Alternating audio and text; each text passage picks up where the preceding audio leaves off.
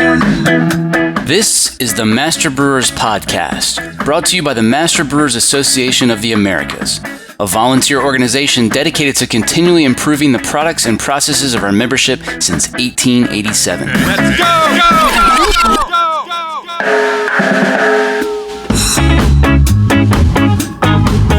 Master Brewers brings you interviews with the industry's best and brightest in brewing science, technology, and operations.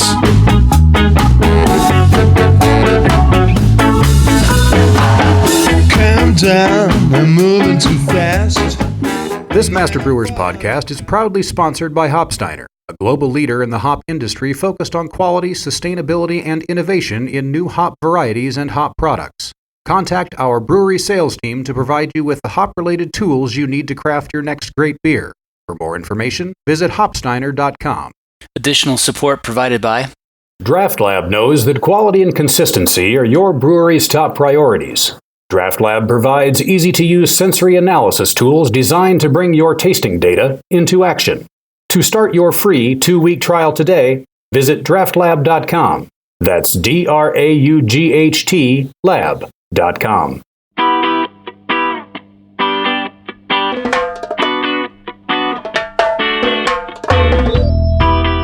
And every single person in the emergency room at this point, all the doctors, all the nurses, they just stop and it was quiet. And they're like, you don't know how lucky you are to be alive right now. This week on the show, electrical safety in the brewery. We'll hear about an accident you're going to want to make sure you're protected against. But first, here's a brief message from the Master Brewers Safety Committee. Hi, I'm Brian Godfrey with Devil's Backbone Brewing Company and part of the MBAA Safety Committee. So one of the things that we often overlook in brewing is electrical safety. And OSHA citations at breweries have more than doubled between 2010 and 2015, according to the Bureau of Labor Statistics. Increasing the number of non-fatal injuries and illnesses about 57% since 2010. So, and when OSHA goes in sometimes and they're doing their audits, what we've seen is an increase in violations, specifically around electrical safety and lockout tagout violations. Because brewers are always having to shut down fermentation tanks or mash tuns, kettles, bottling lines, those kinds of things, and failure to follow lockout tagout practices and procedures, safeguarding employees from that startup of equipment or that energy source could lead to injuries, and during audit processes lead to violations with OSHA. Dave, you experienced a life-changing electrical accident on the job. What were you working on in the brewery when it happened? Yeah, I did. I had just finished working on a tank. I guess I had racked beer out of a fermenter, and I was setting up my teeth to get ready for the next day's brew. And basically what had happened was there's 3 tanks right in a row, right next to each other. And the bright tank at the very right-hand side, the solenoid valve, the ground on it had went out and electrified the tank. Now, obviously, that's not something we necessarily think about being in the brewery, and nothing I had ever thought of. And I didn't touch that tank throughout the day, but that tank and the fermenter next to it were pretty much right next to each other with an inch or so to spare, and the current had arced itself over to the fermenter. So I'd been working on that fermenter all day. I'm wearing the proper PPE, rubber boots, rubber gloves, and nothing had happened all day long. But when I leaned down to put my tea together to the fermenter that was next to that one, and I touched both those tanks at the same time, that's when the current went through me. Wow. What did that feel like? It was pretty intense. I was squatted down, and it entered on my my right shoulder and came out my left elbow, so right across my torso, my head. And I just remember squatting down, seeing, when you plug a something into a socket, you see a flashing blue light sometimes. Well, that's what I saw from my eyes, from my right-hand side to my left-hand side. I saw a flashing blue light crossing me. I felt both my body spasming. My left shoulder was going in and out of socket. The doctors and everyone thought it was about a second or two, probably. So I felt that, and I remember, like I said, I was squatting down, and all my weight was on my right calf. And while it was on my right calf, I felt like incredible pain there. But I don't know if I could get myself off the current or what that. I just remember feeling a little helpless for a couple seconds. Yeah. Did someone else in the brewery have to intervene, or were you able to get to safety on your own? I got safety on my own. I was the only one in the brewery itself. There were people on the restaurant side, but I was the only one there. And like I said, I don't know if I threw myself off or if the current threw me off. It was a 110 line, AC line. We don't know how many amps were going through it or anything like that, but I just remember being in a pool of water about 5 feet behind me, thinking, oh man, I'm going to be drenched. I need to stand up. And I stood up, and loud humming noise through my ears. That's all I could hear was a loud humming noise. I was sweating profusely. And I walked over, there was a glass of water on my like quote unquote desk, and I grabbed it, chugged that, and the humming started going away. The sweating started stopping, and one of the front of the house managers was walking through, and she goes, "Hey, you okay?" I said, well, I think I just got electrocuted. She's like, "What?" So we start chatting, and I went to scratch my left arm because I had an itch, and I lifted up my shirt, and my bicep was the size of like a grapefruit. Basically, it had snapped off. The current going through just snapped it right off the shoulder. She goes, oh my, we got to take you to the hospital. And at that point, we went to the hospital. Wow, I imagine you were, pretty confused and disoriented. What was going through your head? Did you understand right away what had happened? I knew I got zapped. I knew that was happening. Like I said, when it was happening for the 1 or 2 seconds, I just felt helpless, and I just knew there's nothing I could do that I could think of. I was a little disoriented, and I got up, and like I said, I felt okay. But like I said, when we looked down at my bicep, the size of a grapefruit, and we went to the hospital, and I didn't think anything of it. And we walk into the first one, and I tell them my name, what had happened. I think I got electrocuted. I sit down, and within 30 seconds, they're ushering me to the back, hooking me up to all kinds of devices. They decided to transfer me to a trauma unit at a hospital across town that had in it they wanted to treat me for internal burns. And while they were doing that, I had some family in the area, some friends, and they came down to be with me. So I'm laying on this gurney as they're about to put me in an ambulance now to transport me to the other one. And I'm hooked up to something that looked like a battery with all these devices connected to me, like a car battery. And so they put the CD on me, and we start joking around like, oh, what's that? Like a soundtrack with like songs like Electric Boogaloo, whatever. Because I'm a pretty lighthearted guy, so I'm trying to make the best of it. Yeah. And every single person in the emergency room at this point, all the doctors, all the nurses, they just stop, and it was quiet. And I felt pretty awkward. And they're like, you don't know how lucky you are to be alive right now. And I'm like, okay. And I guess that's when it hit me how much of a situation it was.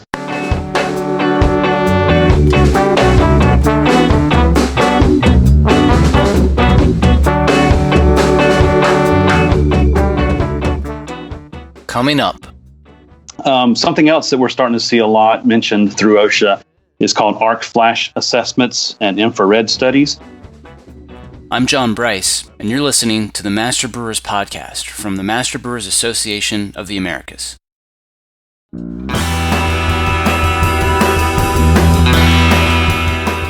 This Master Brewers Podcast is proudly sponsored by Barna Mechanical, a full-service design build firm specializing in turnkey process and utility systems for the brewing industry. We partner with some of the best craft brewers in the U.S. to ensure the great beer they brew is what their customers get in every glass, bottle, can, or keg. You know beer. We know breweries. Additional support provided by ABS Commercial is a full-service brewery and parts outfitter. From our Raleigh headquarters to our Denver office, we proudly offer brew houses and fermenters from 3 barrels and up, yeast brinks, boilers, kegs, chillers, tri-clamp, and other stainless parts, all with the quickest delivery and lead times in the industry. Learn more at abs-commercial.com or call 877-BREW-ABS. ABS Commercial. We are brewers. Here's what's coming up on the Master Brewers calendar. Founders Brewing is hosting the Master Brewers HACCP course in Grand Rapids October 1st and 2nd. Don't miss the keg cleaning and sanitizing webinar October 3rd. The District Northwest Fall meeting is in Yakima October 12th and 13th. The District Michigan Quarterly Technical Meeting is October 18th at Coonan Brewing in Clinton Township. District St. Louis meets at Charlottesville Brewery October 18th. Don't miss the canned seaming webinar October 19th. The District Philly Technical Weekend is October 19th and 20th. District Southeast Fall Meeting and Technical Session is also happening the 19th and 20th at Tank Brewing in Miami. The Master Brewers 2-week Brewing and Malting Science course begins in Madison October 21st. District Rocky Mountain meets at Miller Coors in Golden, Colorado, October 25th. There's plenty of other meetings in November as well, so be sure to check out the full calendar of events at mbaa.com for more details or to find a district meeting near you.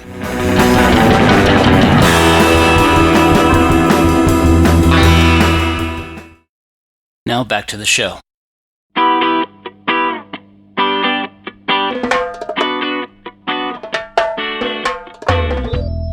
They ended up transferring you to another hospital that had that trauma unit so that you could, be treated for these potential internal burns. Did you have any sense that your life was in danger? At that point, no, because all the numbers were starting to stabilize. It was just that I was more worried about my arm. If my arm was going to get fixed. I was monitored for about 36 hours or so in the second hospital. And then they were like, yeah, all the numbers are fine. You're okay. And you could be dismissed. So I felt okay. I learned never to tell your wife via text you're in the hospital. I couldn't get in touch with her over the phone to let her know. So I texted her. And she kind of freaked out a little bit. I texted my parents. They were actually going to be going on a vacation the next day out of the country, and they kind of freaked out. And I was like, everything's fine. I'm okay. The doctors say I'm going to be okay. I just have to have surgery on my arm. That's all. Wow. So you had to have surgery to reattach your bicep, I assume, right? Yeah, I did. They had 3 different doctors come in, and one said, well, there's 2 parts of your bicep. We don't do surgery for that. Second one was like, well, maybe. And the third one was like, well, it's up to you. We can or we can't. So he started asking me a bunch of questions. How old are you? What you do for a living? This and that. He said, well, what you basically do, you use your arms a lot. I'd recommend it. You don't have to, but I recommend it. So I had the surgery, to reattach the bicep. I spent about 10 months in physical therapy to get it squared away as much as I can. I have a disability in that arm. They gave me a certain percentage disability.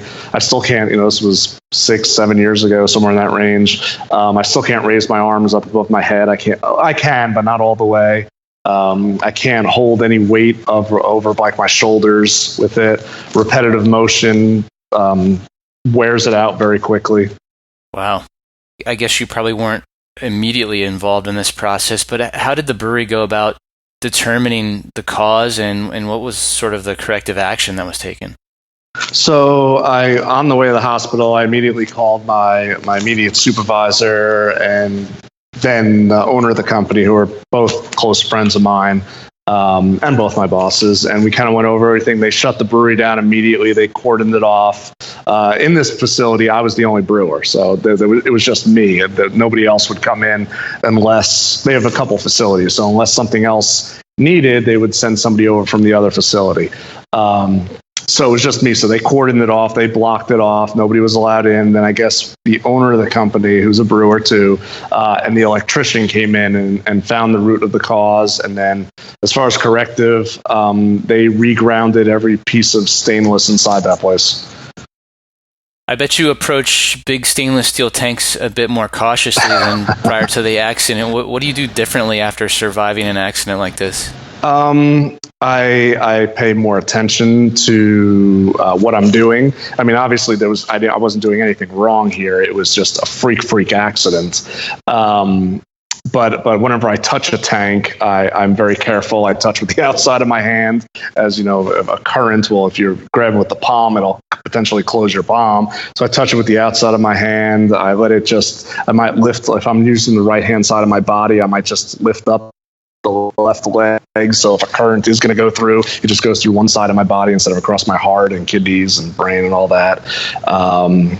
Stuff like that. And electrical wires, I make sure everything is grounded. I make sure all the wires are connected properly. If it's not, I don't touch it and don't go near it, or call an electrician in or something.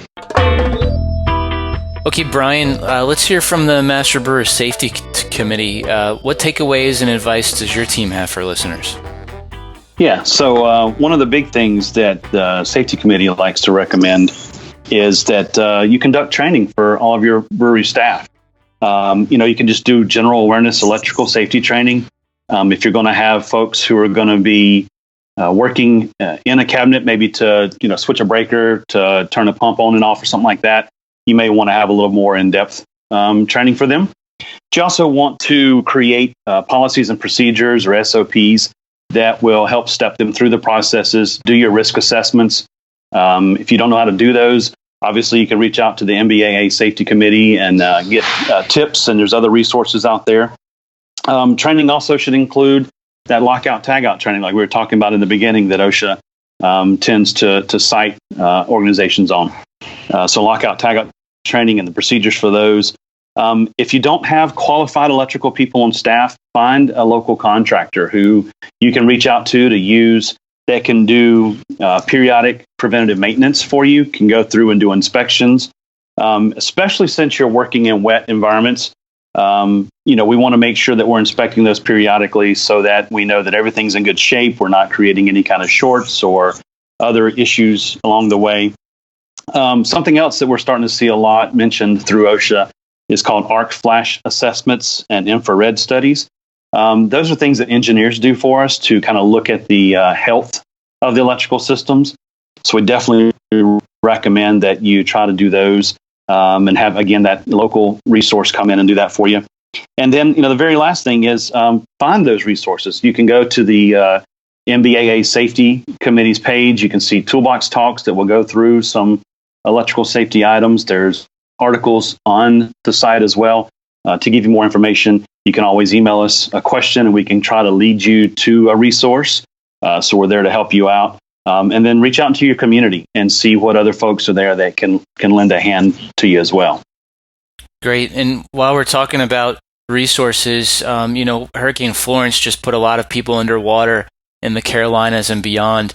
Do you have any advice for breweries that are recovering from or maybe preparing for flooding? Yeah, so if you've already in an affected area where there's a lot of water, you definitely want to make sure that you have your electrical system inspected. Don't go in and start turning things on. Reach out if you don't have a qualified electrical person on staff. Find a local resource. Have someone go in and evaluate your damaged equipment. Look and see if anything needs to be replaced or serviced. And definitely leave that to the professionals at that point, because as water intrusion happens, it makes the systems a lot more dangerous for us. And trying to be ahead of the game. If we're calling for flooding in your area, you want to try and do as much as you can to keep water from coming into the brewery in large amounts.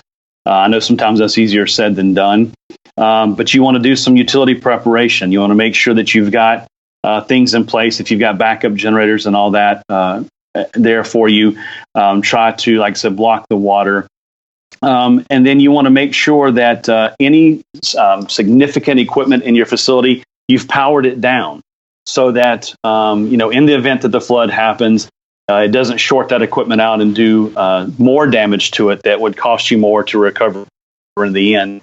So take all the precautions that you can. And again, I can't stress enough, to find the local professionals, because those guys can really help you make some decisions ahead of the game and prepare you and make sure everything is safe so that you can stay up and making wonderful beer for us in the future. That's great. And I'll also link to in the show notes, we've got a great post on the Master Brewers community site from Russell McCrimmon, who's got some basic information about electrical equipment and flooding in general. It's really a great resource. So we'll post a link to that as well. This episode was brought to you by the Master Brewers Brewery Safety Committee, which provides tons of free safety resources under the Brewing Resources tab at mbaa.com. Okay, let's go!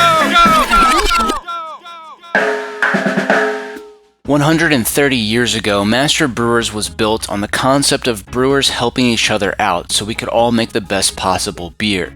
That's still true to this day, and it's where a lot of the camaraderie in this industry originated. Master Brewers' award-winning Ask the Brewmasters is the best place to go for troubleshooting, where you'll find the industry's only discussion forum that's moderated for technical accuracy by a team of experts.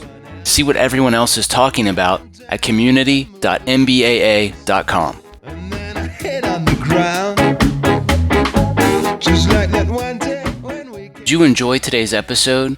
Would you like us to keep making more? If so, there's a really simple way you can let us know. Subscribe, rate, and review the Master Brewers Podcast on iTunes, Stitcher, or wherever you get your podcasts. My fist full of courage, my heart full of rage. Well, I can't get stuck, I can't be losing too much, and then I'm heading out to any other place. My fist full of courage, my heart full of rage. Well, I can't get stuck, I can't